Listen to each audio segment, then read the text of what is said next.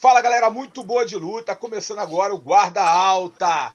É esse o nosso, seu programa aqui no YouTube, no meu canal, Carlão Barreto TV Oficial. Você é o meu convidado para mais uma noite, mais uma tarde ou mais um dia, dependendo da hora que você vai assistir. Esse vídeo de muito debate, conteúdo para você. Aqui tem conteúdo, olha lá, hein? Vem com a gente, Guarda Alta, um programa feito para galera boa de luta. O Guarda Alta de hoje está em altíssimo nível. Altíssimo nível. Estou aqui reunido com a nata da arbitragem do jiu-jitsu brasileiro e mundial, hein? Aqui estou com a nata, só quem sabe o que faz. É o seguinte, a gente vai falar hoje sobre a evolução do jiu-jitsu através das regras. Um tema muito polêmico, muito comentado a cada campeonato realizado mundo afora.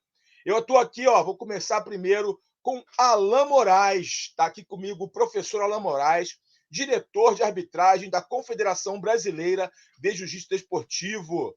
Fala, Alan, tudo bem? Fala, galera, tudo bem? Fala, Carlão. Vamos aí, cara, essa resenha aí que tem tudo para ser maravilhosa. Cara, meus amigos aí de arbitragem só tem elogios. E a gente aí, né, aquela velha história ali do Carson Gracie, boa lembrança. Boa. Também estou do outro lado, o professor Alexandre Nascimento, diretamente dos Emirados Árabes Unidos. Ele que é diretor de arbitragem da JJIF, também coordenador de arbitragem da Federação de Abu Dhabi de Jiu-Jitsu. Fala, Alexandre, como é que você está? E youtuber também, Fala, Alexandre. Fala aí, rapaziada. Beleza? Prazer estar aqui com vocês. Entrei nessa de YouTube também para dar uma brincada, divulgar um pouco o trabalho também. E aí hoje estamos aqui para bater esse papo legal aí só com fera. Beleza. Aqui e também está junto com a gente Muso de Ângeles, professor Muso de Ângeles, casca grossíssima, meu companheiro de longa data, há anos e anos e anos aí no jiu-jitsu, vivendo e respirando arte suave, uma referência na arbitragem de jiu-jitsu brasileiro e mundial. Ele que hoje é diretor de arbitragem na Federação de Jiu-Jitsu do Rio de Janeiro e está aqui com a gente batendo um papo, líder da Strike. Fala comigo, fala Muso de Ângeles. Fala, Carlão Barreto. Um prazer aqui estar participando com vocês do Guarda Alta. Meus amigos de longa data também, Alan Moraes, André Bastos, que a gente chama de Deco, e o Alexandre Nascimento, que a gente já tem alguns trabalhos juntos lá em Abu Dhabi. Ele fez um curso uma vez comigo lá em Goiânia. E, além de tudo, além dele saber muita regra, ele tem sorte, porque numa sala de 70 pessoas ele ganhou o sorteio de um kimono. Entendeu? Lá em Goiânia. Então, esse cara, além de tudo, é sortudo. Beleza. E agora, deixei por último, mas está aqui no mesmo patamar, altíssimo nível, competidor casca grossa, campeão mundial em várias das categorias coloridas aí, top da Nova União aí, o professor André Bastos, que também é diretor de arbitragem da SSJ-SAF, também é árbitro do BJJ Stars, ou seja, um árbitro renomado nacional e internacionalmente, caixa grossíssima de primeira, linha de frente da Nova União, André Bastos. Fala aí, André. O Deco. Nossa, prazerzaço estar aqui participando dessa resenha. Pô, muito alto nível aqui, os caras que vão falar de regras. Estar aqui com você também, participando aqui dessa gravação. Muito bom. Espero poder contribuir bastante com as histórias também, que todo mundo tem um monte, tem certeza. Eu estou aí para contar as minhas também e dar minhas opiniões. Tamo junto. Beleza, gente. Vamos começar logo, né? Começar a luta. Não tem aquecimento, não. Vamos logo para a luta, que é o que importa. Bom, a arbitragem, né, de jiu-jitsu, ela é muito polemizada, né? Porque, infelizmente, alguns professores não conhecem muitas regras, alguns árbitros cometem alguns erros, e isso tudo acaba sendo ingrediente para muita reclamação. E o que vemos nos campeonatos de jiu-jitsu ainda é muita reclamação. Obviamente, de forma muito mais moderada. Quem se lembra aí da época do Carson, o Carson invadiu o tatame, botou gente, parou o campeonato, e era gritaria, e tinham outros generais também que gritavam, tal. Enfim, essa época passou. Porém, as regras mudaram também. E as regras vêm mudando constantemente. Algo que, inclusive, faz algumas confusões. Alguns não entendem muitas nuances e subjetividades das regras. E eu vou botar um marco aqui. A partir de 1996, quando aconteceu o primeiro campeonato mundial de jiu-jitsu no Tijuca Tênis Clube, as coisas mudaram para um outro patamar, podemos falar assim. A partir dali, a gente começou a ter um entendimento um pouco melhor, um pouco mais profundo das regras, mas não o suficiente, tanto que até hoje em dia existem essas polêmicas. Aí eu vou perguntar para vocês: quanto essas modificações das regras influenciaram essa guinada, essa evolução do jiu-jitsu de 1996 aos dias atuais? Primeiro, eu vou pedir que coloque logo a sua explanação, o seu ponto de vista. Eu acho que é o mais graduado daqui. Então, é o Muso de Anjos, que é 6º grau. O resto aqui é 5º e 4º, é ou não é? Ou eu estou enganado? O Muso é o mais graduado. Então, Muso, eu sou 6º grau. Então, você é o cara que vai começar aqui a responder a nossa pergunta. Muso, a palavra é sua. Então, vamos lá, galera. No início ali que você falou, 1996, você se lembra bem, Carlão, eu ainda era atleta, né? E ali a gente estava muito no início, a CBJJ foi fundada em 1994, né? Teve aquele brasileiro famoso na AX, né? E no início, o Carlinhos Gracie deu essa missão pro Zé Beleza, né? Pro Leão Teixeira. Foi o primeiro cara que começou a ensaiar uma clínica de arbitragem, a reunir os árbitros tal, de grandes equipes e coisa e tal. E aí, o Zé Beleza, por ser um cara muito atarefado, sempre teve muitas crianças, muitos alunos, né? Ele ofereceu o cargo dele para o tio Álvaro Mansor, né? Eu chamo de tio porque a gente é muito amigo, ele não é meu parente. Todo mundo me pergunta se ele é meu tio de verdade, mas não é só meu mentor, meu amigo pessoal. E o tio Álvaro, eu não me lembro qual foi o ano que ele entrou lá, mas a partir da entrada do Álvaro Mansor, o negócio começou a ficar mais organizado nesse quesito da arbitragem, né? O primeiro curso oficial dele foi em 2003, lá na Academia Kyoto, na rua Jurupari, número 18, Tijuca, tá? Eu fiz esse curso também. E, como eu te falei, esse meu início aí, eu ainda era atleta, então eu não estava muito focado na arbitragem. Por exemplo, se você pegar o Mundial 96, quem foram os árbitros desse evento? Foi Renzo Gracie, foi Sérgio Inácio, policial civil, foi Paulo Caruso, né? Aníbal Braga, de Teresópolis. Então, assim, foi uma galera bem das antigas mesmo, mas, assim, na época eram considerados os melhores. Sérgio Reiser, né, do Pinduca. Enfim, foram os primeiros árbitros desse primeiro Mundial. A minha história na arbitragem começou a ficar mais forte a partir de 2006, ou seja, 10 anos depois, né? Porque eu fui me aposentar como atleta em 2008. Então, em 2006, eu comecei a ficar mais ligado nessa parte da arbitragem. Mas antes disso, eu acompanhei aí e realmente eram tempos difíceis, como você falou, né? O pessoal reclamava demais, o jiu-jitsu é subjetivo, sim, né? Até hoje tem gente que acha que foi vantagem, tem gente que acha que não foi vantagem em certas situações, mas a arbitragem evoluiu muito, né? E a gente começou ali em 96 e foi até 2006 no Tijuca Tênis Clube. Depois disso, o Mundial passou para a Califórnia, né? Lá em Long Beach, o Mundial todo ano agora é realizado lá e o negócio explodiu. Perfeito, perfeito. Alain Moraes, você acha que as regras influenciaram diretamente nesse jiu-jitsu que é lutado hoje? Com certeza. A própria história do jiu-jitsu, originalmente, ela é um esporte de combate. Então, com a modificação das regras, né, começou a surgir um jiu-jitsu esportivo, né, com o objetivo de se tornar um atleta, né? O cara já passou, já fez essa mudança toda de artista marcial para atleta de jiu-jitsu. E com essa mudança da regra, a gente começou a ver o surgimento de novas posições que foram obrigando, né, os atletas a treinarem mais, a ganharem mais preparo físico. Aí a gente tem exemplo do berimbolo, 50-50, né, que são posições que foram surgindo e melhorando assim o esporte, jiu-jitsu, com resultado. Então, assim, muita gente no começo não sabia defender uma 50-50, então os atletas, né, que conseguiram, né, e formularam essa posição, conseguiram excelentes resultados. Depois veio o berimbolo, né, e os atletas conseguiram excelentes resultados também através do berimbolo. E aí você vai desenvolvendo a posição, e aí a regra vai tendo que acompanhar esse desenvolvimento do jiu-jitsu.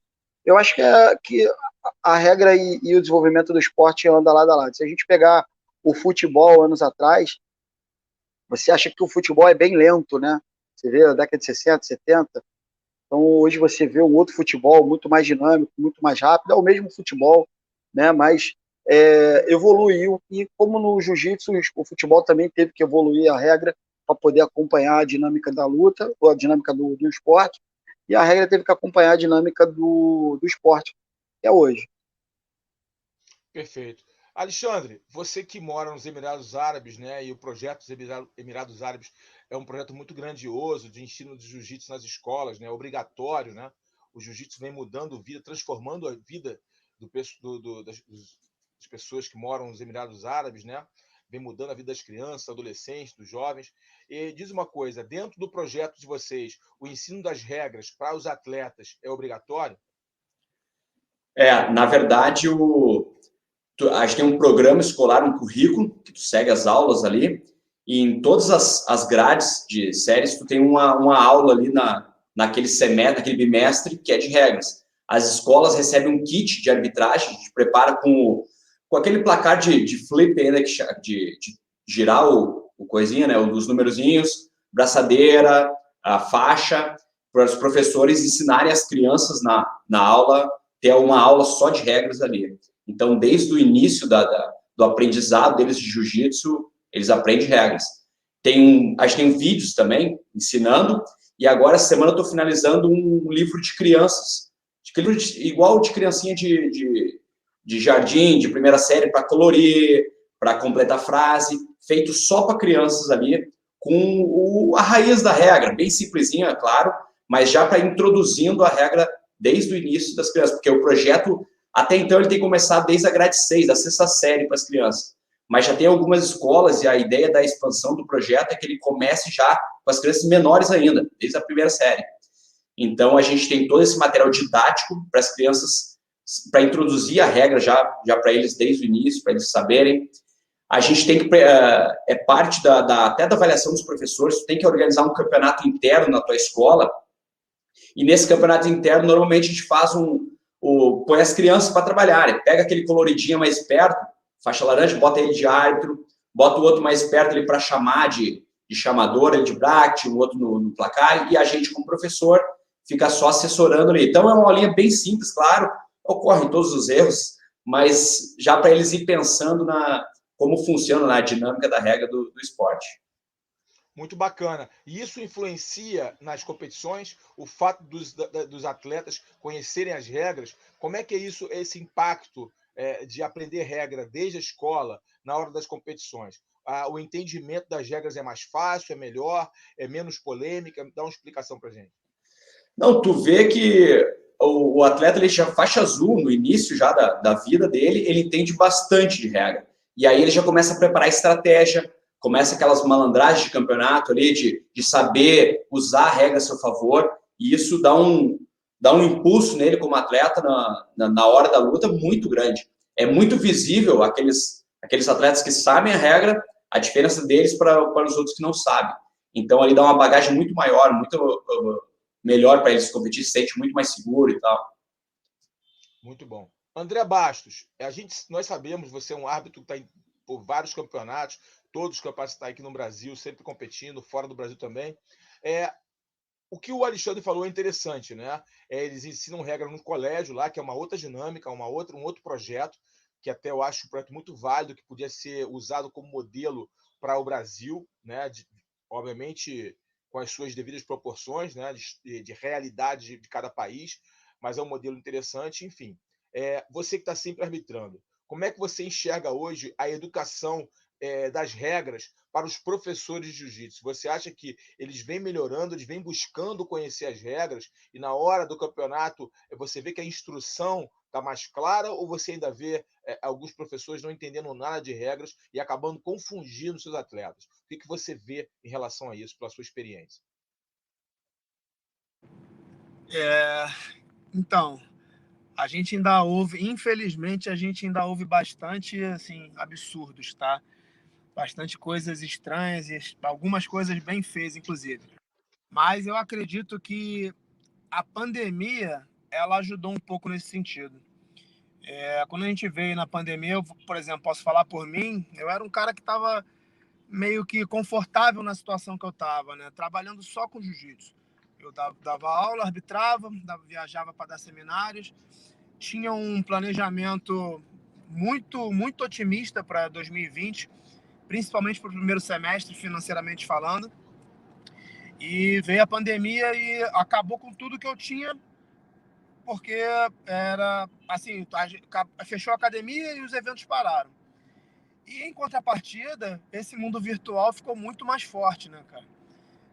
Eu já tinha um simpósio de regras que eu fazia, que eu falava justamente das diferenças das regras das federações, né? Explicando conceitos. E aí eu passei a fazer online. E junto disso também, diversos amigos começaram a fazer curso online também. Eu acompanho bastante o Alexandre também. A gente percebe que esse mundo cresceu muito, essa parte cresceu muito.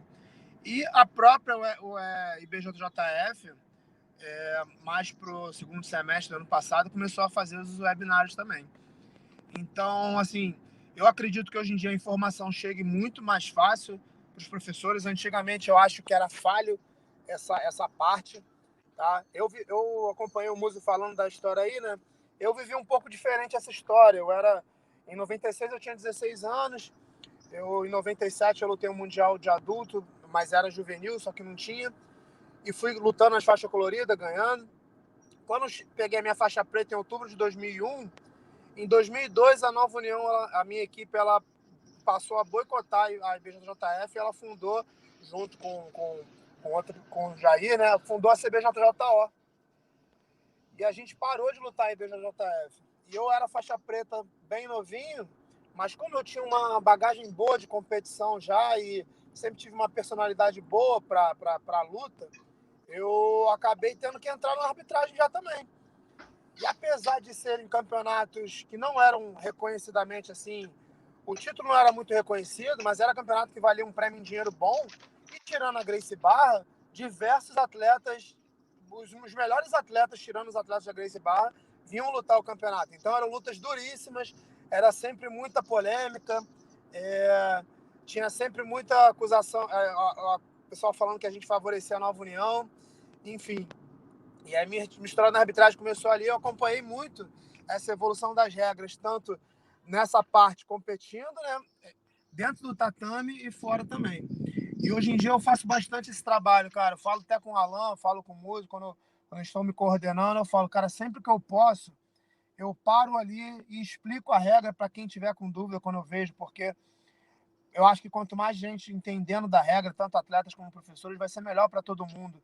A competição fica melhor para todo mundo.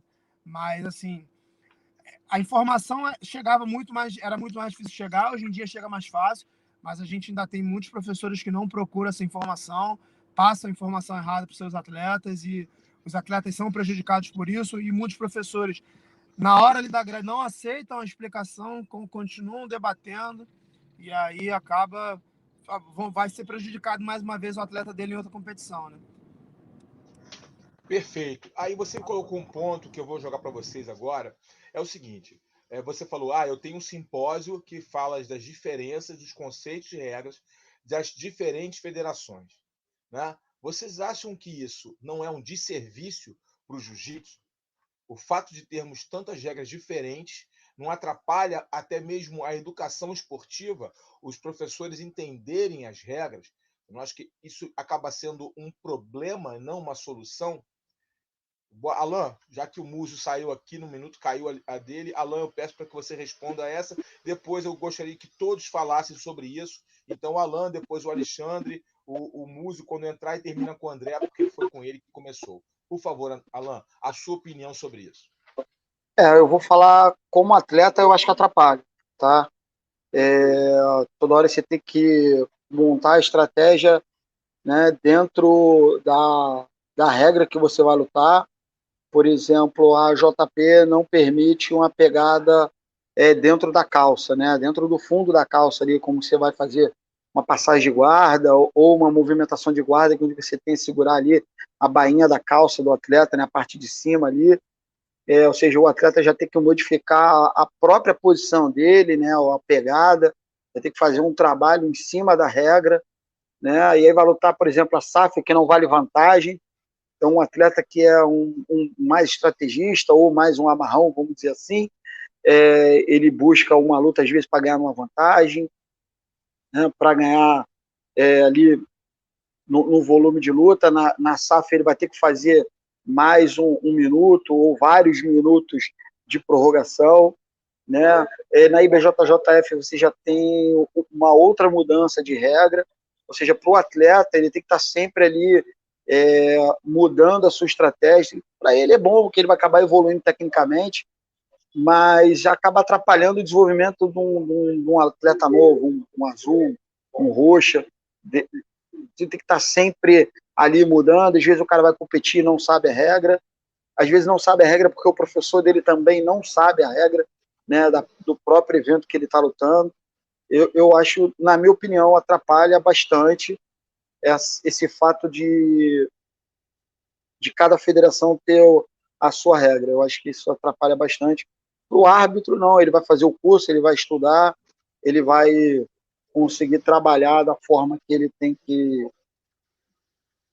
seguir ali em cada regra, mas eu acho que atrapalha muito mais o atleta do que o árbitro. O Alexandre, a sua opinião sobre isso, por favor. Eu acho que o Alexandre caiu, né?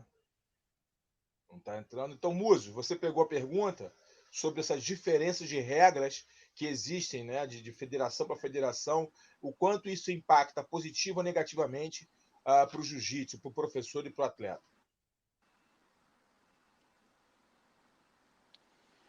Carlão, eu acho o seguinte, cara, vou falar aqui hoje em dia como árbitro, como ex-atleta. Eu acho que a gente consegue se adaptar bem, né?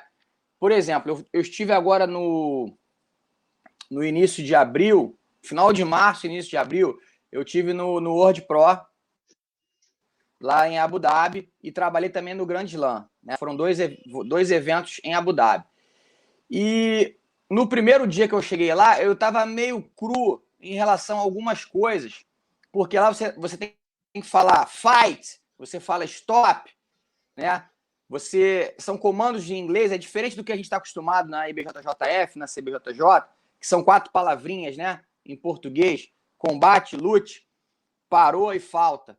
Então, assim, a gente chega meio enferrujado, vamos dizer assim, até porque 2020 não teve nada, né? Foi o ano do lockdown, foi o ano da pandemia. E o último evento que eu trabalhei lá foi em 2019, abril de 2019. Então tinha praticamente aí 2 anos que eu não estava trabalhando nessa regra. Apesar que eu trabalho também no Grand Slam aqui no Rio, com o Júlio, e usa já essa regra.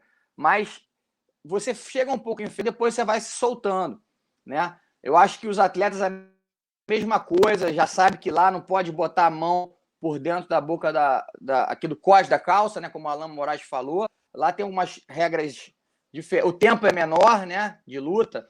Mas eu acho que todo mundo, os coaches, os professores, e a gente vai se adaptando, entendeu? Vai estudando, vai. Eu acho que é bom para o esporte, entendeu?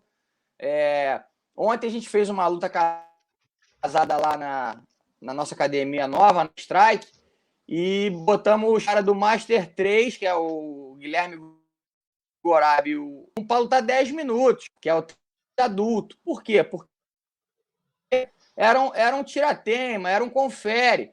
Então, se a gente vai botar a regra ali, tinha que ser 5 minutos. 5 minutos, o tempo é curto para esses caras que são grandes competidores, grandes atletas. Um já conhece o jogo do outro. Então, o tempo maior, ele permite que a luta se desenrole de uma outra forma, entendeu, Carlão? Então, assim, cada evento é um evento, a gente vai se adaptando à regra. O músico caiu, né? A internet dele está instável. André, passando para você a bola aí. O que você tem a dizer sobre isso, sobre as diferenças de regra, a influência disso para o atleta e para o professor? Assim, para a gente, como árbitro, para mim não muda nada, cara. Não muda nada. Eu passei a adotar um conceito que eu até tento passar isso para os professores. Não importa o que eu acho, sabe? Naquele momento ali de competição, não importa o que eu acho que devia ser. A gente sempre tem alguma coisa na regra, em qualquer regra tem alguma coisa que a gente fala assim, pô, eu acho que isso aqui podia ser dessa forma, pela nossa vivência dentro do esporte de tantos anos. Mas isso aí não importa, porque quando a gente fica com esses conceitos dentro da gente, a gente acaba em algum momento se confundindo. Então eu tirei isso de dentro de mim, passo isso para os professores, porque e fui acostumado a ficar treinado a cada regra virar o botão da chave da regra ali e trabalhar dentro daquela regra. Acostumei muito a fazer isso e não tenho problema nenhum quanto a isso. Os meus alunos, de tanto eu falar dessas diferenças, acabam não tendo também. Mas eu acho, assim, se a gente for pensar, depende do que a gente quer pensar. Se a gente for pensar no jiu-jitsu como unidade, né, de pensar que poderia ser um esporte olímpico, eu acredito que atrapalhe sim a diferença de regras, tantas diferenças de regras que a gente tem, tantas federações, tantas variáveis que a gente possa ter aí eu acredito que possa atrapalhar sim. Mas em relação aos atletas e competidores de uma competição sem pensar no jiu-jitsu como unidade, como se fosse para a Olimpíada, eu acredito que não tenha problema nenhum, a galera está acostumada a lutar, é igual quando a galera sai para lutar um evento de luta casada, ou vai lutar um Naga, por exemplo, vai lutar um ADCC, que tem a diferença na regra, e a galera se prepara para aquele evento. Lógico que, assim, tem vários competidores e vários professores que não se preparam para isso. Simplesmente entram na competição, escrevem os atletas e não se preocupam com o que tem de específico naquela regra. Mas a galera que normalmente chega, os grandes campeões, sabem disso, estão acostumados com isso. Então, nesse sentido, eu acho que não atrapalha, não. Muito bom. Você falou sobre a Olimpíada, né? Que é algo distante, mas é um tema sempre debatido, né? Se o jiu-jitsu fosse para as Olimpíadas, se o jiu-jitsu fosse para as Olimpíadas.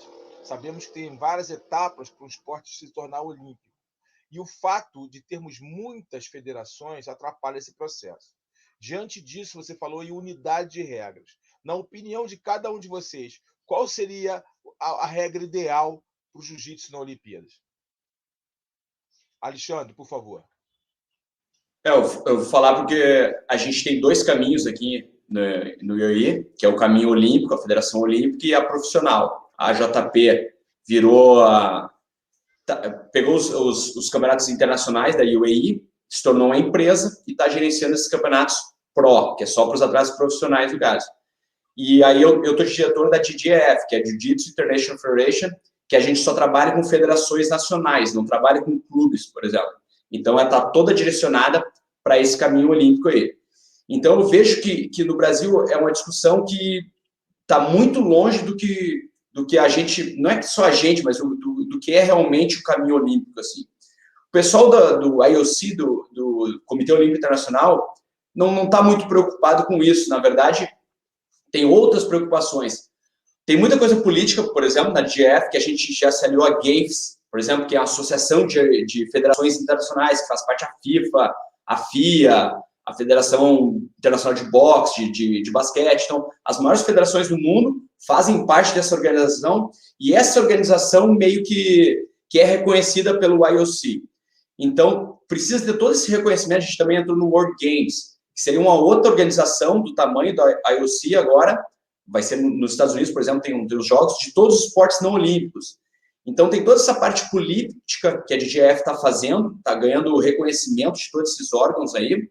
E a outra coisa é trabalhar só com federações nacionais, assim como o judô, assim como os outros esportes. Não interessa para uma federação internacional trabalhar com clubes. Aí é coisa do esporte profissional. A gente lida com as federações nacionais. Então, através desse caminho aí, ainda não falando da parte da regra, por exemplo, aqui na Ásia, através do Olympic Council da Ásia, a gente já entrou em vários games que são reconhecidos pelos Jogos Olímpicos. O maior deles foi o Asian Games. No Brasil, aí, o paralelo seria os Jogos Pan-Americanos. Esses que estiveram no Rio, foi em 2014, se eu não me engano, né?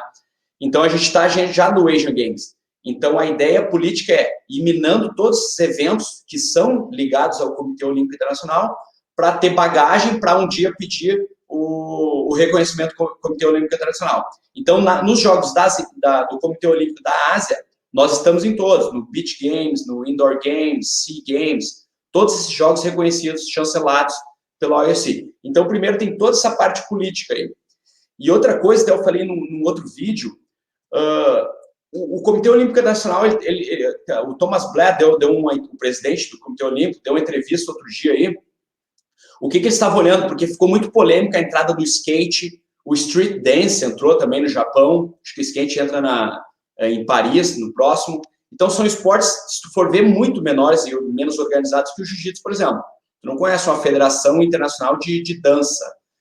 Mas o que está acontecendo? O Comitê Olímpico perdeu muito income, muita renda dos esportes tradicionais, que são os esportes televisivos. Futebol, basquete, vôlei, porque a galera está saindo da televisão e está migrando para a internet. Então, o que eles estão de olho? Eles estão de olho em esportes que sejam transmitidos por streaming. Ou seja, porque no futuro é ali que vai estar o dinheiro, é ali que vai estar o patrocínio, é ali que vai estar o público.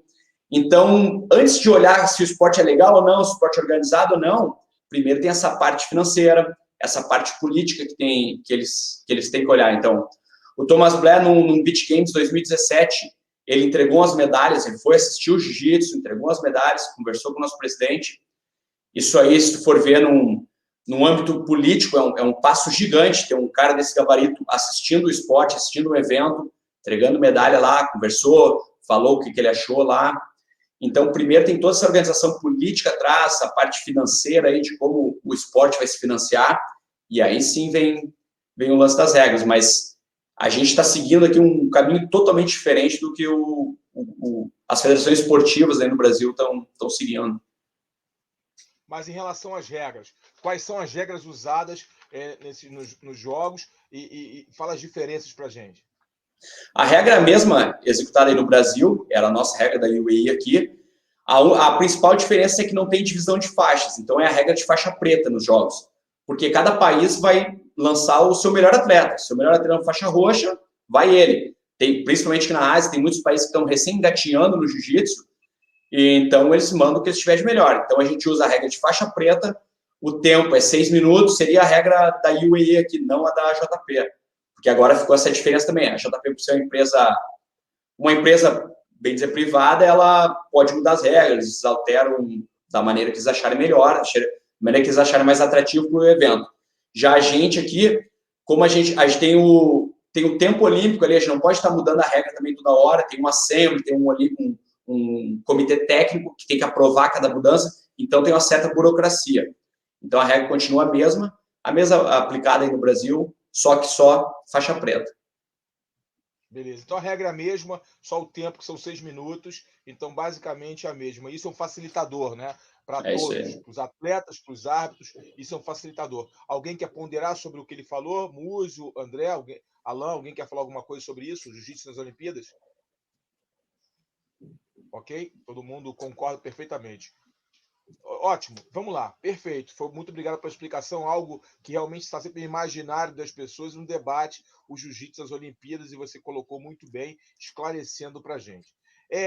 No Brasil, né, vocês criaram um comitê de arbitragem, né? Um grupo, vocês hoje têm um comitê de arbitragem que conseguiram ali ajudar a classe de árbitros a se manterem ativas, né, se protegerem. Perfeito? Eu estou certo ou estou errado? Ainda existe esse comitê?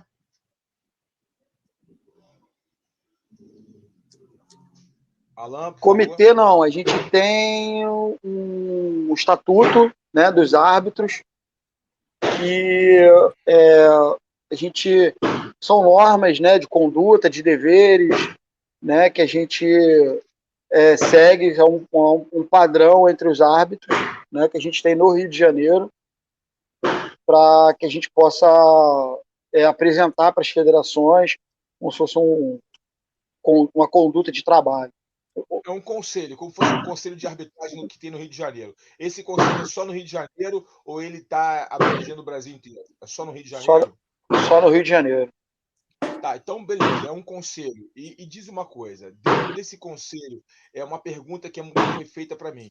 Existe algum conselho ético onde os árbitros que cometem algum erro eles possam ser punidos ou passar por uma reciclagem? Como isso é feito? Então, como é que funciona? Normalmente as punições elas vêm das federações que são responsáveis por contratar o árbitro, né? Então, tanto o conselho ético ele é de parte da federação, que ela que é a responsável pelo árbitro ali. Normalmente é o que é feito em toda a federação. A gente recebe o vídeo, né, do professor, a gente avalia o erro, se houve erro, se houve um erro de direito, que a gente chama assim, né? Se for um erro, algo, né, que o árbitro, ao invés de dar uma vantagem, não deu, né? Um erro de direito, né? Não tem por que punir o árbitro. A gente começa a avaliar quando a gente começa a achar que existe má fé, né? Na arbitragem.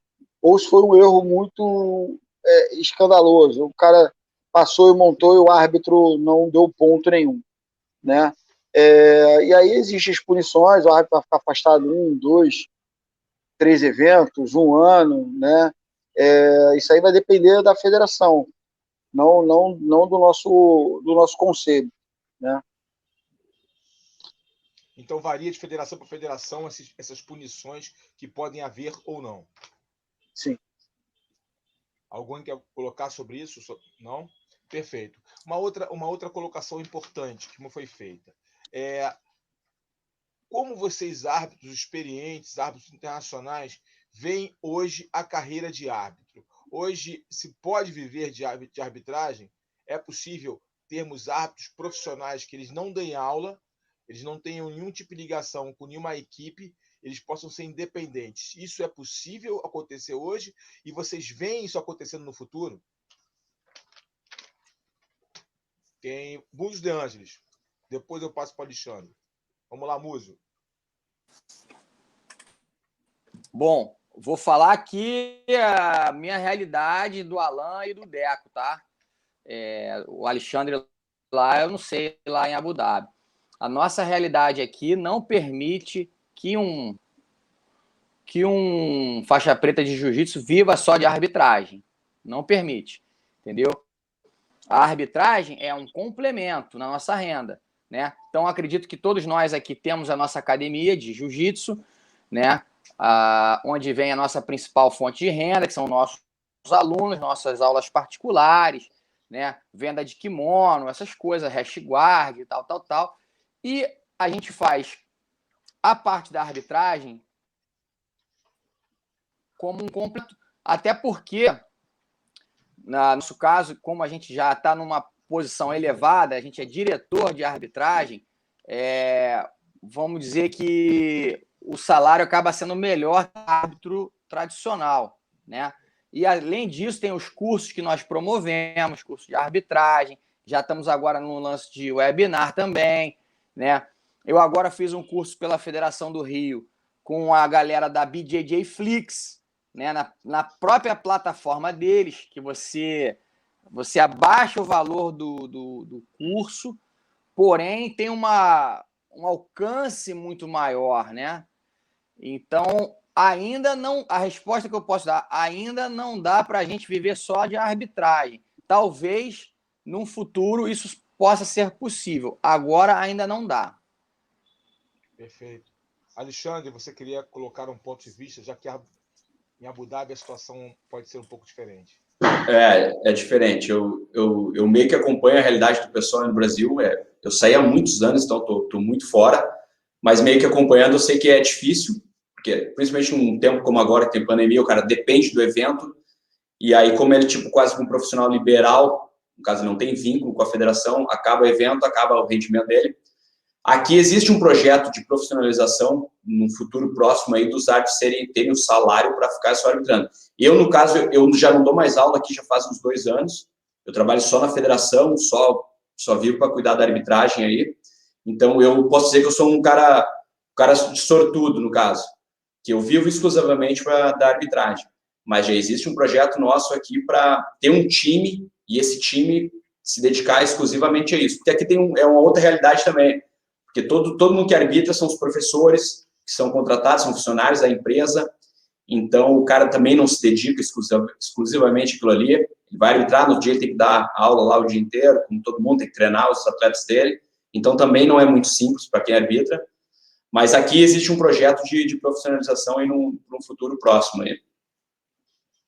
Muito bom. André Bastos, diz uma coisa para mim. Os eventos que eu vou falar aqui, customizados, lutas casadas, né? Cada um faz as suas regras. Esses eventos, né? Eles são como fosse a cereja do bolo aí do jiu-jitsu. Todo mundo quer lutar esses eventos de lutas casadas, né? Você, o Alan Moraes e outros árbitros aí estão sempre nesses eventos como árbitros desses eventos. Qual é a diferença para a arbitragem trabalhar em eventos customizados, eventos de lutas casadas? Pra gente, diferença pra gente, principalmente, é a visibilidade, né? A gente é bom porque acaba sendo um reconhecimento. Vou dar um exemplo do BJJ Stars, por exemplo. O BJJ Stars tem pagado 100 mil de premiação nos GPs dele. É uma premiação que, a nível Brasil, é fora de série, né? E aí, quando a gente arbitra lá, é convidado para arbitrar, já é um prestígio grande para a gente ser convidado para arbitrar. E desempenhando um bom trabalho ainda, sendo elogiado, aí a nossa visibilidade fica bem alta. E aí, quando tem algum outro evento, a probabilidade da gente ser chamado para um outro evento é grande, porque a galera quer também contar com um bom serviço, os atos em evidência ali, né, que sabe que vai garantir uma arbitragem justa ali para os atletas, né? Então, acho que a maior diferença para a gente é essa. O trabalho é o mesmo. Eu até falo isso até para os árbitros que eu formo, né? Até como dica. Quando eu formo os árbitros aqui para trabalhar na SJJ-SAF. A gente, no começo, principalmente, trabalhar, meu irmão, trabalhar num campeonato interno e trabalhar no Mundial, lógico que não é diferente, o peso é totalmente diferente, mas o seu trabalho tem que ser da mesma forma. A sua postura, a sua conduta, a sua seriedade. É isso que vai fazer você chegar num campeonato grande ou num campeonato desse de luta casada e não sentir tanto essa diferença. O pessoal fala muito de nervosismo, né? De lidar, vai arbitrar no dia das finais do Mundial. Isso tudo tem que ser treinado também, isso tudo tem que se preparar para isso aí também. Como é que é o preparo para se formar um bom árbitro? Alan Moraes, qual é o preparo para se formar um bom árbitro? O cara fez o curso de um de vocês, ele fez o curso. Qual é o preparo? Além de estudar as regras, obviamente, conhecer as regras. Qual é o passo a passo para se tornar um árbitro internacional? Então, pegando esse finalzinho do André Bastos aí, né, que eu sempre, no meus cursos, eu passo para os alunos ali, né, para os professores que estão almejando aí começar a carreira de árbitro. E, assim, o mais importante, a gente tem que lembrar que, assim, eles são um profissional que estão ali. Então, o profissional é Alan Moraes, é a empresa Alan Moraes que está ali. Então, ela tem que prestar o melhor serviço dela. Não importa se ele está no Mundial, ou se está numa copinha, né, ou num evento dentro da academia, ele tem que prestar o melhor serviço dele, desde a primeira luta, seja um branca ou uma criança de 5 anos, ou faixa preta campeão mundial. Ele tem que ser profissional o tempo inteiro. Então, partindo desse princípio de ser profissional, eu falo para todos que têm interesse de ser árbitro. Primeiro, o cara saber a regra, tá? O cara ter paciência de estudar a regra. A regra é um livro, deve ter mais ou menos 60 páginas. Você tem que estudar a regra, tá? Entender a regra, que é o principal. Depois, aprender jiu-jitsu. Porque, como eu falei logo no começo, o jiu-jitsu é muito dinâmico, né? O infinito. Então, está sempre surgindo novas posições. Então, você tem que estar sempre se atualizando, né? Sempre prestando atenção nas novas alavancas que vão aparecer. Então, essas alavancas, ela pode surgir um golpe que pode ser uma vantagem, um golpe que pode ser uma raspagem, pode ser uma inversão. Se você não estiver atento, se você não souber, não tiver conhecimento técnico de jiu-jitsu, você não vai conseguir arbitrar, né? E se o cara tiver oportunidade, né, nem todo mundo gosta, né, o cara se tornar um competidor, né, para ele aprender, né, com a vivência de atleta ali, de tatame, né, as manhas, né, do atleta. Você entende quando o atleta está amarrando, quando o atleta está fugindo, que isso é muito importante hoje. Então você consegue ter experiência de lutador e trazer para dentro da arbitragem. Então eu acho que essas pequenas são grandes coisas, né? É muita coisa para o cara fazer, mas acho que é um fator importante para o cara se tornar um grande árbitro. Se ele conseguir conciliar e juntar tudo, acho que ele vai ser um grande árbitro. Alexandre, por favor, o que é mais difícil? Arbitrar uma luta de criança ou arbitrar uma luta de faixa preta? Alexandre, ele deu uma caída? Alexandre, tá com a gente aí? Acho que deu uma congelada, hein? Então vou passar aqui a bola enquanto o Alexandre, a internet dele volta ao normal. Eu vou passar a bola aqui pro Muso que chegou aqui agora. Muso, a pergunta é: o que é mais difícil? Arbitrar a final do Mundial de faixa preta ou arbitrar a luta de criança com os pais gritando? Fala para mim.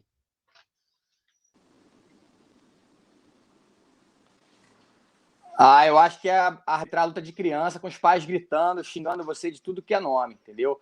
Porque a faixa preta ali, os caras já são profissionais, já tem um nível, já estão acostumados, coisa e tal. Até respeitam mais os árbitros, né? Agora, as crianças, cara, ali para os pais e professores é aquele tudo ou nada, né? Cara, todo mundo quer ganhar, ninguém aceita a derrota. Aí, por exemplo, um golpe encaixado, a gente tem a obrigação de interromper, porque é criança, né? A gente tem a obrigação de interromper a luta mesmo se a criança não der os 3 tapinhas. E aí, quando a gente faz isso, o pai e a mãe começam a xingar: meu filho não bateu, seu safado, seu ladrão. E a gente, o nosso protocolo é esse, é de interromper, preservar a integridade física dos atletas, principalmente das crianças. Então é muito mais complicado, na minha opinião. Alexandre, o que você acha disso? Eu concordo, porque o faixa preta, tu já arbitrou aquele cara durante muitos anos, ou já assistiu a luta dele, tu mais ou menos, tu sabe o que tu vai esperar naquela luta. E o cara também sabe o que vai fazer e tal. A criança, às vezes, tu nem espera. Daqui a pouco ele faz uma coisa, uma loucura ali que tu tem que estar preparado, tem que estar perto, tem que estar em cima. Tem um negócio do pai lá gritando também, como se fosse uma final de mundial.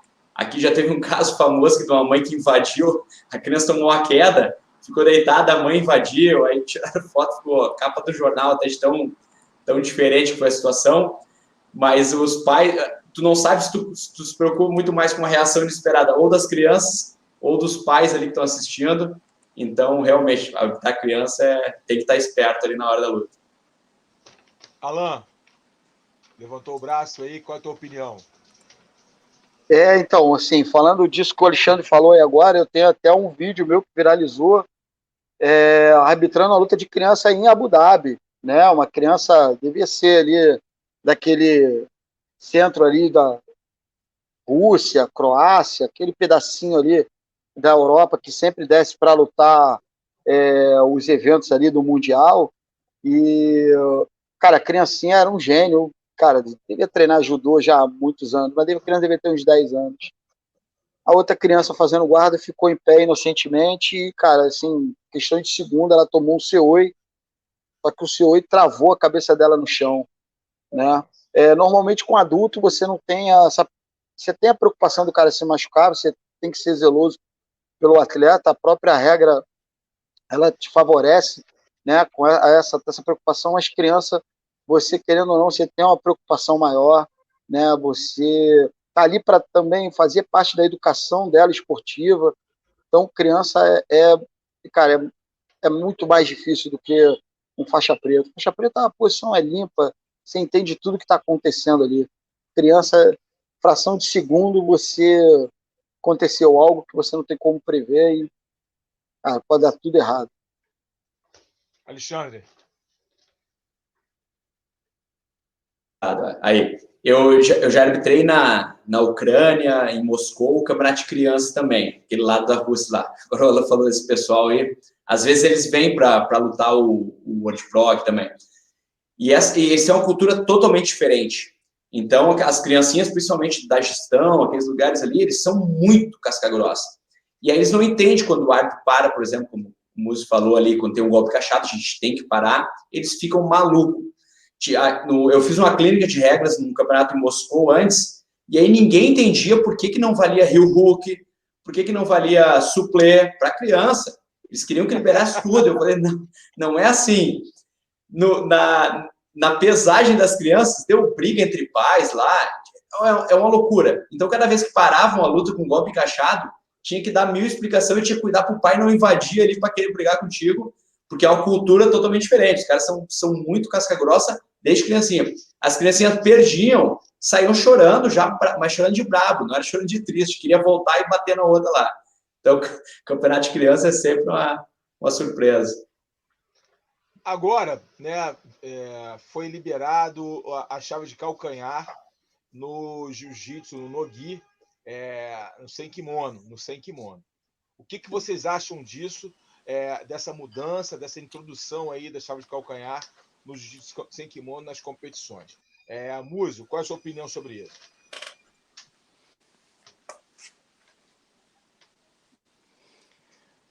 Então, Carlão, eu sou favorável, tá? Eu sou favorável porque o nível do no-gi sem kimono lá nos Estados Unidos estava crescendo tanto que estava já dando uma diferença muito grande para nós, brasileiros. Então, eu concordo com essas mudanças no luto, né? Que a galera marrom e preta já está top aí, já está bem treinada e tem que aprender a defender, tem que aprender a aplicar também, para a gente poder manter o mesmo nível. Acho que o Enzo Gracie também é favorável a essa mudança. Eu já vi uma entrevista dele, né, falando sobre isso. E, cara, na academia, agora falando como professor, eu acho um pouco perigoso, né? Se você não controlar isso perto, pode ter muita lesão, joelho, tornozelo. Então, a gente tem que ensinar com calma para os alunos, ficar atento a essas mudanças, falar que não é qualquer um que pode fazer, que é só nos adultos, que é só marrom e preta, entendeu? Senão vai virar um Deus nos acuda aí, como faixa roxa começar a fazer, entendeu? Já sabe que vai ter muita gente se machucando. Mas em campeonato eu sou a favor sim, Carlão. André Baixo, o que você acha dessa regra?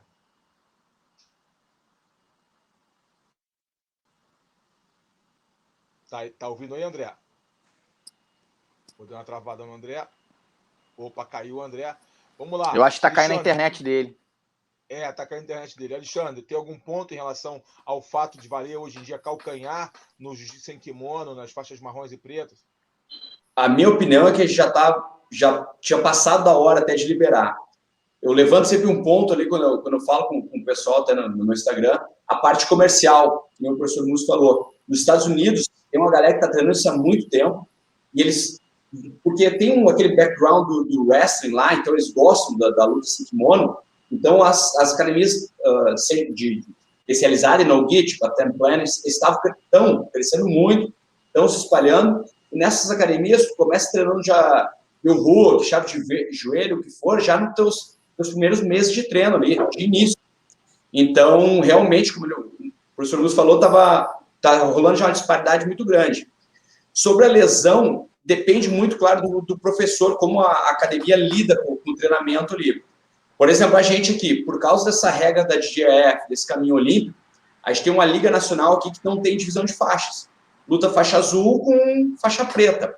Tipo, o meu filho, faixa azul juvenil, vale tudo, é regra de faixa preta. Tem uma incidência maior de lesão? Não tem. Na academia, eles treinam two-hold, americano no pé, chave de joelho, já desde a faixa azul. E, claro, depende do treinamento do professor, óbvio, mas não tem uma incidência maior, como a gente até ficou com medo no início, mas não tem uma incidência maior de lesão. Então, eu acho que o fato de liberar é uma coisa que já devia ter acontecido há muito tempo. Teve um caso, eu sempre falo também, tem um professor de sambo uma vez, eu dava aula na arena aqui, no centro de treinamento. Desde a época do ACC, eu sempre dei aula para crianças ali. E aí vem pessoal de todo quanto é lugar. Aí um árbitro de sambo trouxe o filho dele, morava aí, e ele ficou apavorado. Por que a gente não podia cruzada de perna, e o hook, tudo para criança? Aí eu falei isso aí, por causa do perigo de lesão, perigo da criança se machucar. Não, mas lá na Rússia, o sambo, eles aprendem desde o início e tá tudo bem. E realmente, quando tu aprende no início, tu tem que aprender a sair, tu aprende o tempo certo de bater na hora de desistir da posição. Então, eu acho muito válido. Eu acho que já tinha passado a hora realmente dessa liberação. Você acha, pelo fato de agora os campeonatos estarem liberados, né, a chave de calcanhar, vai fazer com que haja também um maior conhecimento nas defesas?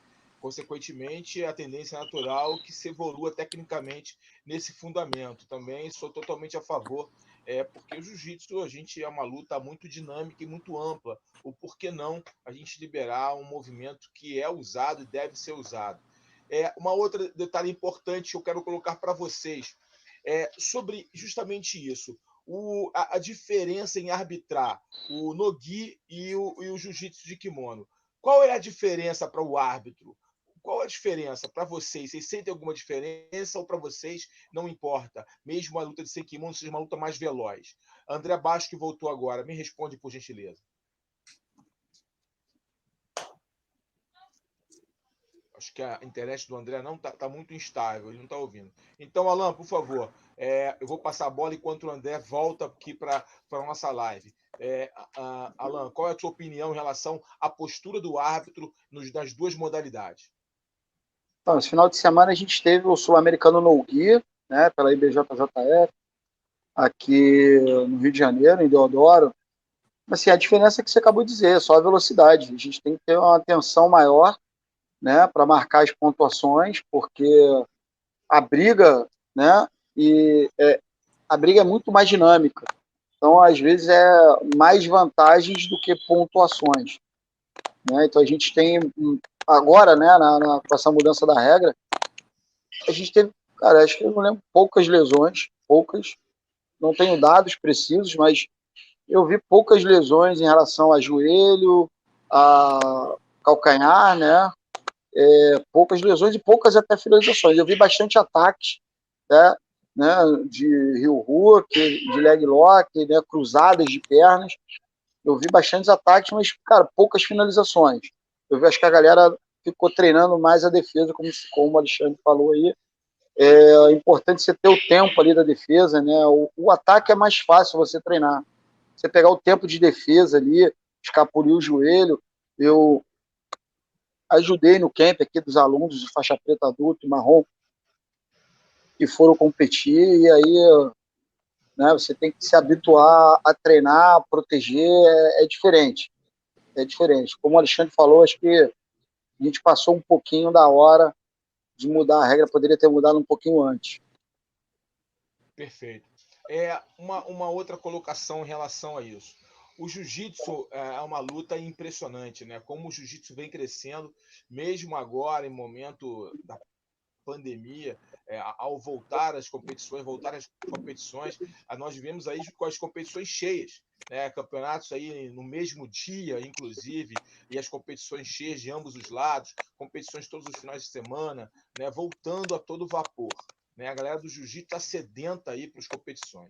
O jiu-jitsu esportivo cresceu muito e vem crescendo muito, não só aqui no Brasil, mas também em todo o planeta. Né? Na Europa, antigamente tínhamos um nível bem abaixo e hoje já vemos atletas europeus despontando entre os tops das suas divisões.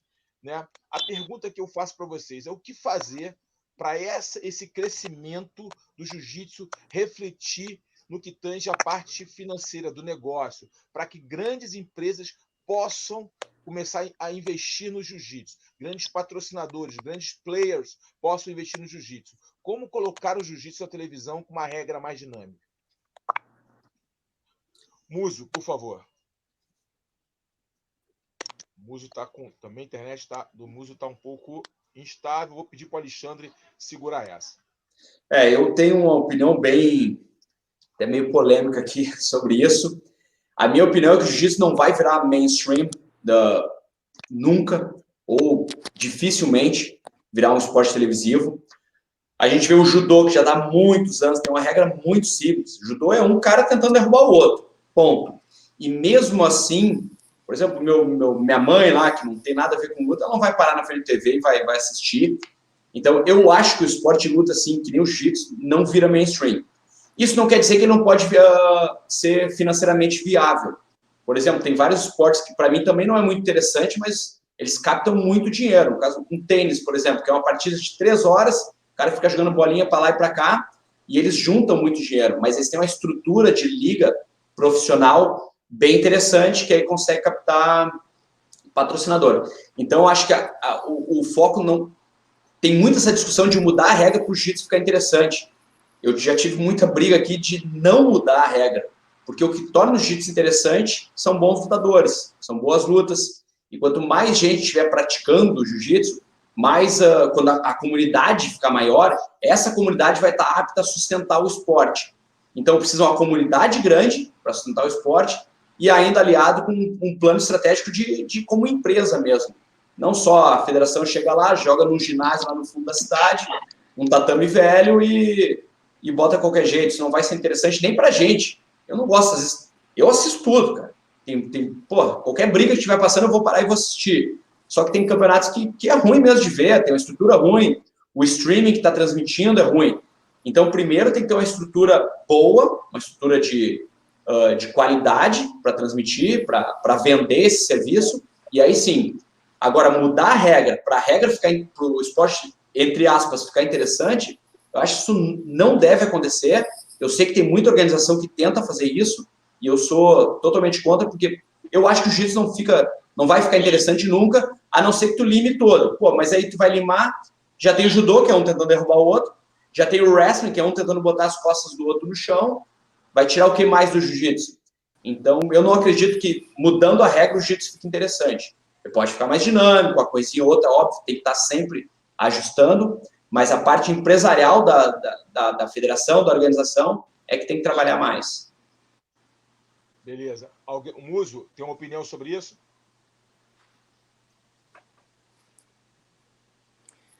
Pode falar, Muso, por favor. Tá me ouvindo? Perfeito. Concordo aí com tudo que o Alexandre falou. Também acho difícil de ter que mudar. Eu não acredito que o caminho seja esse, de ter que mudar as regras para tornar o jiu-jitsu mais atrativo, né? Outro dia a gente viu um evento aí, onde nos Estados Unidos é válido o bate-estaca. Acho que o bate-estaca vale ponto. Aí um grande atleta amigo nosso, Rafael Formiga, deu um bate-estaca e apagou o adversário. Cara, na minha humilde opinião, show de hoje, cara. Eu não faria a menor questão de participar num tipo de evento desse. Eu prefiro brigar com um cara na rua.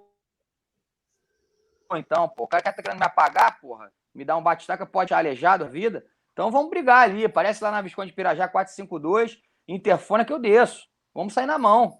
Porra, não precisa mudar a regra do jiu-jitsu, pelo amor de Deus.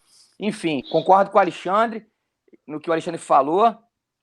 E, Alan, quando você espirrar, cara, não bota a mão, não. Bota espirra assim, ó, cara. Pô, pelo amor de Deus. Eu nem esperava. Ainda tentei me esconder aqui, mas não consegui. Em relação ao que o Alexandre falou, achei perfeito. Agora eu não vou apertar tua mão. Ó, eu vou te encontrar domingo, não vou apertar tua mão. Vou passar álcool, pode deixar.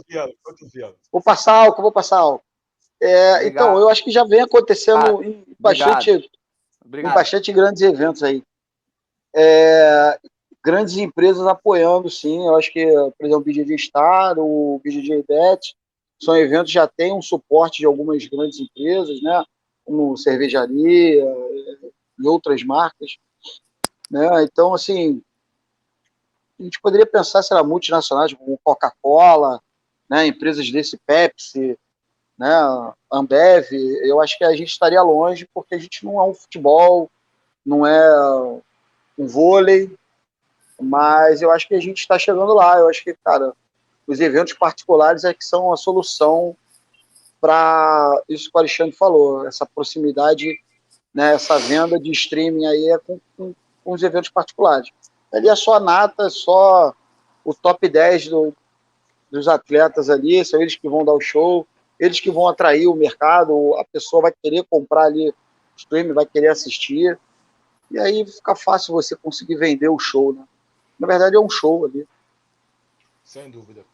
Eu já tivemos experiência de grandes empresas investindo no jiu-jitsu individualmente até campeonato mundial, né? Empresas petrolíferas investir. Eu acho que é tudo uma questão de empacotar, fazer um modelo de negócios que seja atrativo para essas empresas. Aí vai muito de como o jiu-jitsu ele chega na grande mídia, né? Em termos de como é feito as plataformas para que se possa chegar a maior número de pessoas. Para isso, aí a gente volta para as regras. No que tange as regras, as regras têm que ser mais fáceis de entendimento. Na verdade, ele falou do judô, mas o judô é uma luta em que a gente sabe como vai terminar a luta, né? O cara projetou, ele deu ippon, acabou a luta. Por isso, ela não cria grandes possibilidades de imaginação para quem está assistindo. No jiu-jitsu, como uma luta muito infinita, as coisas acontecem de uma forma muito dinâmica, o que vale mais é um educativo, as pessoas entenderem o que é o jiu-jitsu, como ele é feito e como é desenvolvido cada posição. Então, regras mais claras, na minha opinião, seriam salutares para que o público entendesse o que está acontecendo. E, mediante isso que eu falei, para vocês, tá? O árbitro experiente, professores de jiu-jitsu, qual seria ali o grau evolutivo? O jiu-jitsu chegou no patamar já ideal de regra? Vocês colocariam mais regras ou tirariam regras para que o jiu-jitsu ficasse mais dinâmico? O que era a opinião de vocês? É a opinião pessoal de cada, como professor e como árbitro. O que vocês colocariam ou tirariam do jiu-jitsu para que esse jiu-jitsu ficasse mais dinâmico e mais atrativo para ter mais fãs? Alexandre, por favor. Pô, eu não mexeria, eu sou um cara meio conservador quanto nesse sentido. Porque eu pego muito, acompanho muitas as federações, as organizações que mexeram na regra. Eu, particularmente, não vejo diferença. Mesmo nos eventos de lutas casadas, esses eventos que pipocaram agora na pandemia, principalmente, se for ver, eles não têm a regra é muito simples. Fight to Win, Third Coast Grand Prix, todos esses eventos aí, se for ver a regra deles lá no site, é uma meia página, falando 2, 3 coisinhas, ou seja, ela nem abrange toda a magnitude que é o jiu-jitsu. Então, tu pensa, pô, já que é pouca regra, vai ser mais simples. Pelo contrário, fica mais complicado até para o cara que está arbitrando, porque até para o lutador, porque como ele não cobre muitas situações que acontecem na luta, fica muito na interpretação do árbitro, o que ele vai dizer ali na hora. Aí a gente vai para o outro lado, por exemplo, a regra da IBJJ, que já cobre quase a totalidade do jiu-jitsu ali. Então, tu pensa que lima, mas eu acho que já não lima o atleta ali na hora da luta, porque ele sabe o que vai esperar, ele sabe cada coisa que vai acontecer, ele sabe a estratégia que ele vai preparar. Então, eu sou muito mais favorável a uma regra que cobra todo o esporte do que uma regra simplificada, que nem esses eventos ali nos Estados Unidos, principalmente, que estão rodando, que aí sim, tu vê, que nem o Musso falou, um show de horror. Cada evento é uma surpresa diferente que pode acontecer. Então, eu já sou mais conservador. Eu prefiro a regra como ela está. Alguém quer colocar alguma ponderação em relação a isso? Alan, Muso, quer colocar algum ponto? Ok. Então, vamos lá. Para a gente... Quer o Muso quer falar? Fala, Muso, por favor. Não, eu concordo com o Alexandre. Eu acho que, falando da IBJJF, a última mudança havia sido em 2018, né? E agora, 2020, nós tivemos algumas outras adaptações na regra. Então, eu acho que a gente está indo num caminho bom. Eu estou satisfeito com as regras. Eu não mexeria em nada. Conservador, como o Alexandre falou aí, eu gosto do jeito que está. Mas é óbvio que o jiu-jitsu é infinito, né? Como diz o nosso amigo Rodrigo Totti. E talvez daqui a 3 anos, em 2024, os professores, os atletas vejam necessário fazer alguma outra mudança. E a gente está tudo bem em relação a isso, não tem problema nenhum, a gente vai se adaptar. Mas eu acho que a gente está indo num caminho muito bom, sim. Alan, tem alguma posição em relação a isso? Mudança de regra, alguma opinião? Ou acha Não, que está bom? Sou conservador também. Eu acho que o caminho da regra é esse. pegar todo o esporte por completo ali. Eu acho que a regra que, na minha opinião, que se aproxima mais é da IBJJF. Não desmerecendo nenhuma outra federação, mas eu acho que a da IBJJF é que se aproxima mais, né, até mesmo em proteção dos atletas. Tanto que o Alexandre falou aí, os eventos, né, eles mudam alguma coisa ou outra, mas a base toda é da IBJJF, até todas as outras federações, né, as pontuações, as vantagens, tudo é baseado no livro de regras da IBJJF. Muda alguma coisa ou outra as federações, mas acabam seguindo a IBJJF. Perfeito. Eu queria agora, a gente está aqui já encerrando, fechando aqui nosso ciclo de perguntas e respostas. Eu queria que cada um colocasse aqui o seu ponto de vista em relação ao jiu-jitsu hoje e no futuro. Qual é a visão de cada um em relação ao que o jiu-jitsu hoje representa e o que vocês olham para o futuro no nosso querido jiu-jitsu? Por favor, começa aí o Muzi de Angeles.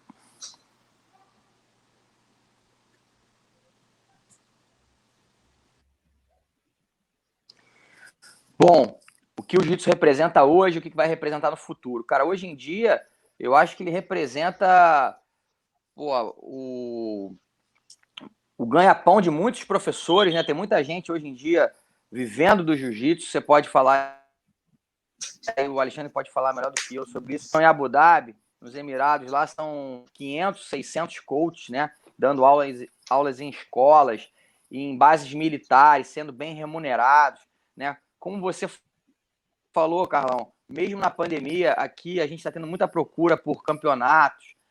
Toda hora a academia recebe gente nova procurando, querendo se matricular. Então, eu acho que o jiu-jitsu está indo muito bem. E no futuro, eu acredito que o nosso objetivo é que seja a arte marcial mais praticada do mundo. Nós, como professores, como líderes de equipe, coaches, treinadores, o nosso objetivo é esse, é que o jiu-jitsu seja a arte marcial mais praticada do mundo. E um dia vai ser, se Deus quiser. Alan, sua posição sobre isso? Então, eu acho que, como o Múcio disse aí, né, bem falou, o jiu-jitsu hoje ele alimenta muitas famílias, né? Eu, de fato, na pandemia fiquei bem preocupado, porque a gente não sabe como vai ser, né, daqui para frente, mas eu vejo que as coisas estão andando, existe procura de alunos, de pessoas que estão interessadas em treinar jiu-jitsu, existe o retorno, né, das competições, então eu começo a enxergar uma luz no fim do túnel pós-pandemia. Eu acho que o jiu-jitsu é muito forte, né?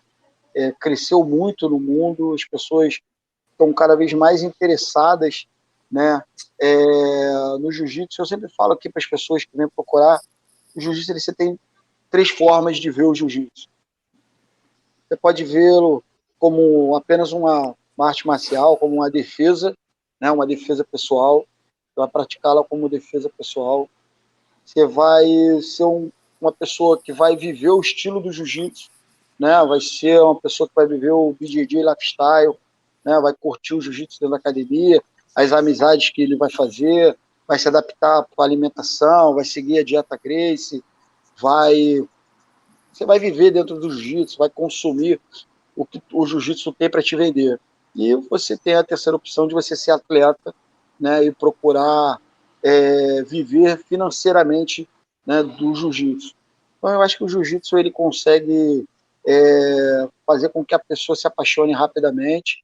Hoje eu tive 3 pessoas fazendo aulas aqui e os 3 saíram, cara, primeira aula maravilhosamente feliz, né, do que fizeram. E eu acho que as pessoas deveriam procurar mais o jiu-jitsu. Acho que mesmo pós-pandemia, a gente vai ter um bom futuro aí sobre o jiu-jitsu. Quem sabe aí a gente não consegue, através da JJIF, o jiu-jitsu nas Olimpíadas. Alexandre, você. Jiu-jitsu hoje e no futuro. O crescimento do jiu-jitsu é impressionante, se comparar a qualquer outro esporte no mundo inteiro. Eu chego aqui nos confins da Ásia aqui, já tem uma rapaziada praticando ali. Então, qualquer país que tu chega, tem muita gente praticando. A questão é como é que as organizações vão estar no futuro, para mim é uma incógnita, principalmente agora depois da pandemia, foi meio que um divisor de águas. Esse monte de evento invitational aí que pipocou no mundo inteiro. Já tem muita gente, hoje em dia, que nem compete às grandes organizações, BJJ, a JP, os caras já estão direcionados, as equipes deles, só para esses eventos invitations aí, de luta casada. Então, como essa miscelânea de organizações vai estar no futuro, para mim vai ser ainda é uma incógnita. Por exemplo, aqui na Ásia, o Jiu-Jitsu está desenvolvendo todo já meio que direcionado na TGIF, já em termos de federações nacionais. A galera não tem muita base de como era no Brasil, a influência da IBJJ aqui, então está crescendo de uma outra maneira. O leste europeu ali também tem a World Wrestling, aquela também que está crescendo bastante lá, então eles têm uma outra referência. É tudo jiu-jitsu, tá todo mundo saindo na porrada do jeito que a gente conhece. Porém, em termos de organizações, tá meio complicado de ver como é que vai ser no futuro aí. Com certeza vai ser grande, porque cada vez tem mais gente praticando. Agora, qual organização vai liderar, como é que vai ser essa engrenagem aí que tá, para mim, ainda uma incógnita por agora. Perfeito. Muso, se você tivesse dado uma dica para um professor que quer virar árbitro, qual seria essa dica?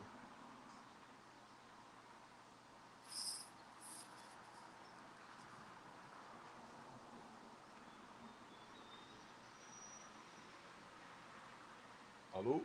Pegou aí, Muso? A minha dica para um professor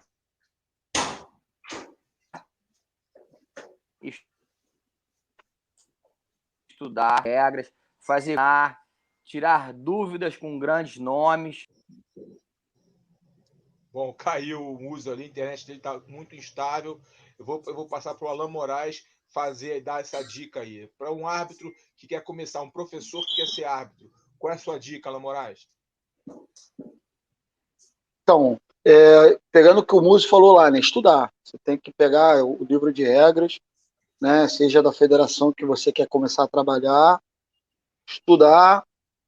Se você for virar árbitro profissional, vai ter que aprender todas as regras. Nós temos a JP, CJJ-SAF, IBJJF, CBJJB, JJIF.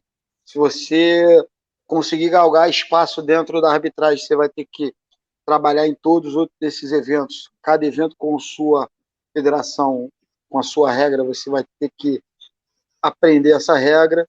E aquilo que eu falei no começo lá, cara, tem que aprender jiu-jitsu, que é o jiu-jitsu ali que te salva ali na hora que você está arbitrando. É o entendimento do movimento, é o entendimento de tudo que está envolvendo ali para você poder aplicar a regra. Sem isso, não basta você saber a regra, porque é um livro, qualquer pessoa, um faixa branca vai ler, vai aprender aquilo dali. A parte mais importante é a aplicabilidade da regra. Então, se você não souber jiu-jitsu, você não consegue aplicar a regra. Alexandre, a experiência dos Emirados Árabes, o que ela pode ensinar para professores, árbitros, para os praticantes de jiu-jitsu do resto do mundo? Aqui até eu brinco aqui com a rapaziada que começa a arbitrar. Cara, que é o lugar mais fácil do mundo para te começar a arbitrar. Porque no Brasil tem aquela pressão, a arquibancada é próxima ao tatame, o pessoal falta com respeito e tal. Aqui não... até porque tem os colegas de empresa que estão ali como professores. Eles não vão faltar com respeito contigo. Então, é muito fácil aqui de tu começar a arbitrar. Tu tá o dia inteiro em cima do tatame também, tu ter esse contato, seja com as crianças na escola, seja com os adultos na base militar. Tem os clubes que já tem um treinamento mais profissional na tardinha. Então, tu tem toda essa gama de como é que eu vou dizer, de pessoas diferentes para te praticar ali, para te treinar ali. A gente tem campeonato quase todo final de semana aqui também. Durante a pandemia quase que não parou, para só por um período ali o ano passado. Então, esse contato diário com o jiu-jitsu toda semana é muito simples, é muito fácil para quem realmente quer. É aquilo que nem o Alan falou, às vezes o cara também, o background dele de jiu-jitsu já é mais fraco, o entendimento dele já não vai ser o mesmo, mas se o cara se esforçar, ele tem todo o leque de oportunidades aqui para poder seguir carreira.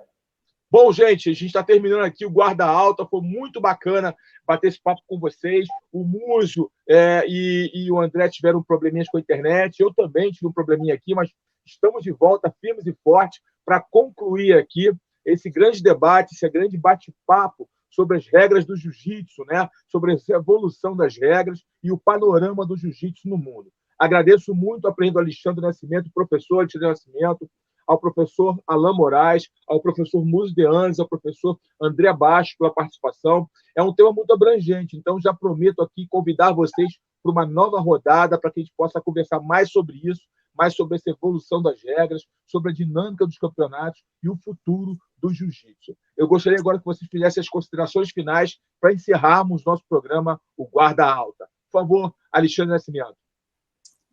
Beleza, rapaziada? Foi um prazer enorme ter participado aqui do programa, Carlão, com os galácticos aqui da regra. Então, é muito legal esse processo de divulgar a regra, porque a gente tem milhares de vídeos de posições, professor ensinando alguma coisa, mas de regra, a galera comentando, debatendo a regra, é sempre bom para motivar a galera a estudar, porque eu falei antes ali, tá muito fácil hoje em dia estudar. Antigamente, tu tinha um livro lá só com escrito, aí depois veio o livro com fotos. Hoje em dia, tu tem os webinars, tu tem o webinar inteiro no YouTube disponível, tu tem vídeos tutoriais das federações, tem acesso, tem professores dando aulas via Zoom, de maneira particular. Então, o conhecimento está todo dissipado, só basta querer.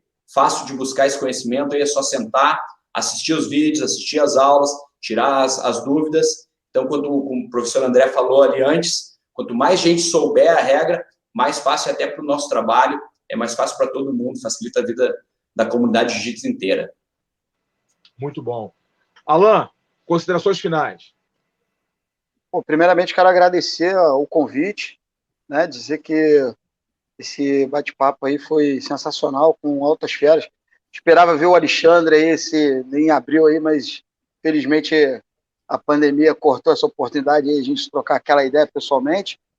E agradecer aí a todos que vão nos assistir, né, a galera que está assistindo aí, e dizer que a galera segue lá a Federação de Jiu-Jitsu Esportivo, a galera que tiver a fim de fazer um curso, segue lá no Instagram. Assim que houver um curso lá, você corre para se inscrever, né? Conhecimento não ocupa espaço, a arbitragem vai te ajudar, não só, né, você, de repente, a ter mais um auxílio financeiro, né, mas também como vai te ajudar a dar aula, vai ajudar a competir, né, é muito importante você estar por dentro da regra. E me segue lá também no Instagram, lá, Alain Moraes, né, para poder ficar atento também às atualizações da regra. De resto, galera, bom jiu-jitsu para todos e a gente se vê nos campeonatos. Beleza. Alexandre, qual é o teu Instagram para a galera te seguir? É tudo AN Jiu-Jitsu. Instagram, AN Jiu-Jitsu. YouTube, AN Jiu-Jitsu. Loja virtual, AN Jiu-Jitsu. Digita lá que vai aparecer. Segue lá. Show de bola. Muito obrigado, professores. Foi de grande contribuição para a comunidade da luta, a participação de vocês. Galera, o Guarda Alta vai ficando por aqui. Faz o seguinte, assina aí o canal, se inscreve no canal, fica ligado nas novidades que estão por vir. Compartilha essa live aqui, compartilha esse programa para que mais pessoas possam conhecer a regra e conhecer essas feras aí da arbitragem do jiu-jitsu mundial. E ativa o sininho para as notificações. Conto com você, comunidade do jiu-jitsu, comunidade da arte suave. Vem com a gente, porque o Guarda Alta está terminando. O Guarda Alta é um programa feito para toda a comunidade das lutas. Então é isso, galera boa de luta. Muito obrigado por mais esse Guarda Alta, falando sobre regras do jiu-jitsu. Em breve voltaremos com mais um assunto pertinente, um conteúdo de grande valia para toda a comunidade das artes marciais. Um grande abraço, estamos juntos e misturados, sempre prontos para a luta. Um abraço, obrigado.